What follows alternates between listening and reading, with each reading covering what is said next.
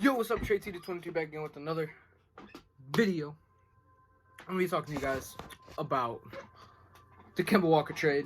And I'm going to be talking about the two games for later today, which is the Sixers and the Hawks and the Clippers and the Jazz.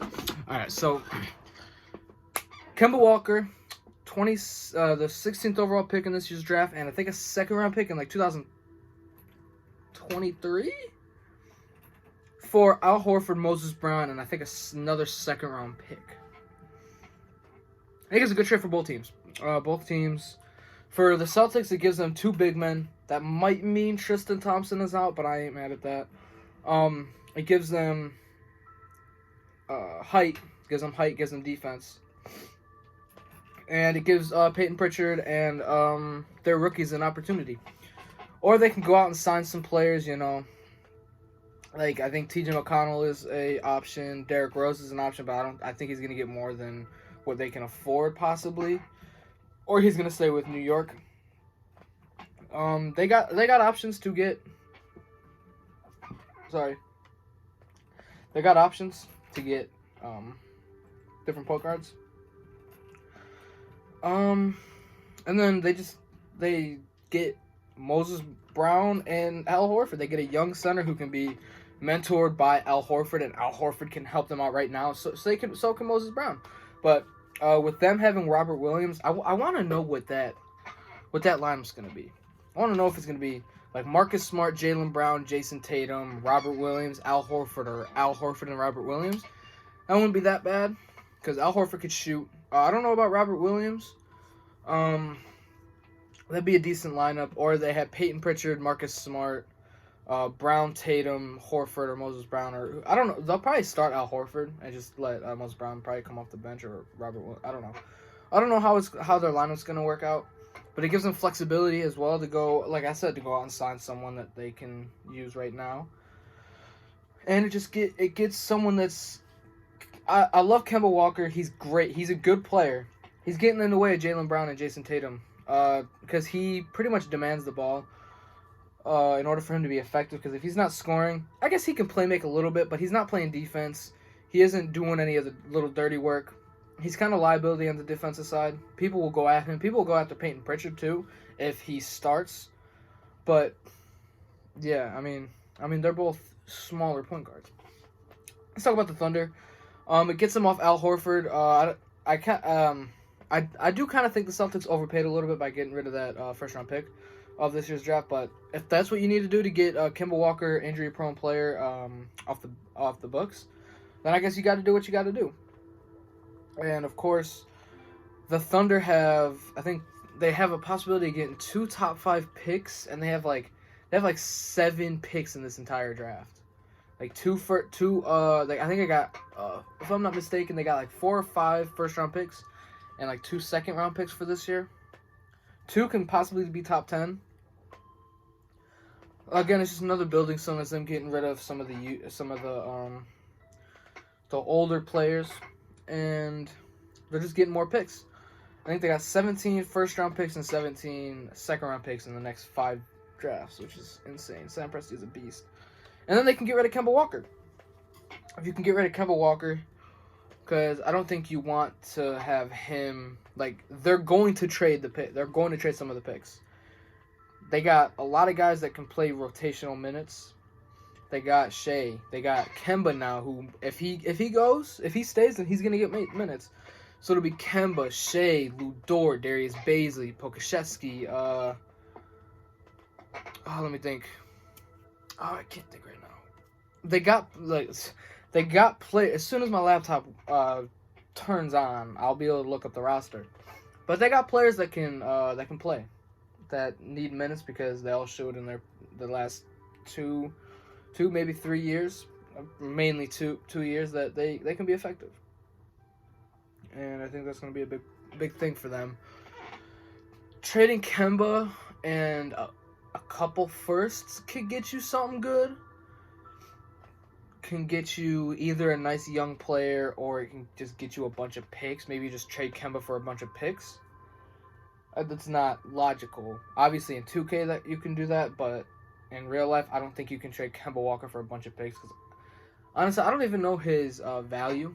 Kemba Walker's value, if I'm gonna be honest. So I don't even know what they do. So let's talk about the two games today. Donovan Mitchell, and Mike Conley are game time decisions. I think Donovan Mitchell with his ankle and Mike Conley with his hamstring.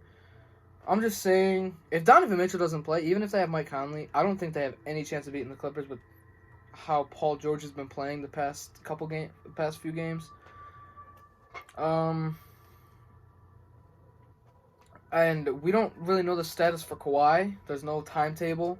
They fear it's a torn ACL, which would really suck for the Clippers, because this is their chance to win a championship, and if their best player's out, I don't think they can win. Maybe they could beat the Suns, because we don't know how long Chris Paul's going to be out. He's going to be out for at least a week and a half to 2 weeks. So he's going to miss the first couple games of the conference finals.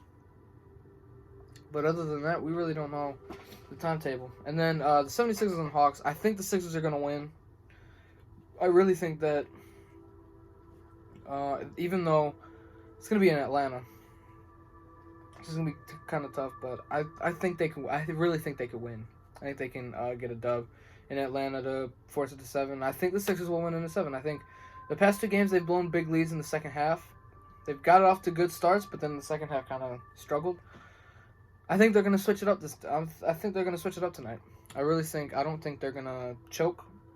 I think Ben Simmons will lock up Trae Young, and I think this is the turning point for Ben Simmons. I hope he starts hitting his free throws, because if he misses his free throws, you literally cannot play him in the clutch. Because if a team's down 2, they'll just foul Ben Simmons. He missed 10 like I said last video, 10 free throws in a game. The only people that I know that would do that is Shaq. No one else. DeAndre Jordan, maybe, if he got to the line that much. Back in his Clippers days. Especially for a point guard to do it, and someone that you need to rely on in the clutch. He's bigger than every single point guard besides LeBron, besides Luka. I mean, he's bigger, but he's not going to bully Luka or LeBron. The only 2 point guards that he's not going to bully. Like, he can bully Trae. He can just put Trae Young in the post and just back him down, shot hook, dunk, whatever. He needs to be reliable from the free throw line. Next season, we need to see a reliable free throw and a reliable mid-range. He needs to be able to score outside the paint. I know this year they were the best team in the East, but Ben Simmons needs to be reliable when it comes to at least the mid-range. Mid-range, you need to hit your, like, maybe not mid. He needs to take mid-range. He needs to be able to at least shoot a couple threes a game. It don't matter if he. It'd be nice if he hit at least 1 3 a game, but he needs to be reliable from the free throw line, bro. You can't be a 7-foot point guard, lockdown defender, and you miss 10 of your 14 free throws. You just cannot have that. But yeah, I think it's gonna be the Sixers, and depends on who plays. If Donovan Mitchell and Mike Conley play, it'll be a tough game, but I think Utah will win if both of them play. If they don't, it's over. There's nothing they can do. Like, Jordan Clarkson would have to drop 60 to 70 points in order for them to win. I don't think he can do that. He can drop 40, but I still don't think that's going to be enough. I think Paul George is going to have another really good game. But yeah, I'm going to be more consistent. This weekend, I'm not sure. I'm not sure if I'll get a video out. It depends on what time the games are. Maybe I'll post it. Actually, I'll probably post a video probably tomorrow tomorrow in the morning or something. Or maybe I'll drop one the night after the games. Because I ain't got work in the morning, so I can spend a little bit of time focusing on what I'm going to talk about and everything. So maybe I'll drop one tonight. I'll probably, days that I do not have work, I'll post videos after the game, so you guys can get a taste of what I'm talking about. Like today, I would have had to do a Kemba Walker. Today, it's not. I'm not sure. I got Nets in 7. Nets are gonna win. I really didn't even talk about the Nets game. They kind of struggled. The Bucks were at home. They had the momentum. I mean, that's all I really can say. Harden had an actual decent game, but I think the Nets will win in 7. I think Durant will have another big performance. He kind of struggled, but, it happens. I'm just going to say that. But, yeah, I think I'm going to start posting video, when I don't have work, Friday. Like today. I might post a video after the games. I feel like it'd be better for me to post videos after the games, so like right after the games, you guys can have my thoughts and everything on the games. And yeah, I mean, besides these games, besides these videos of me talking and rambling about stuff, you guys will get different videos. I just gotta get the feel for what I'm gonna try to do, like what my thought about doing stuff is. But yeah, that'll be the end of the video. If you guys like this video, please like, comment, subscribe, and peace.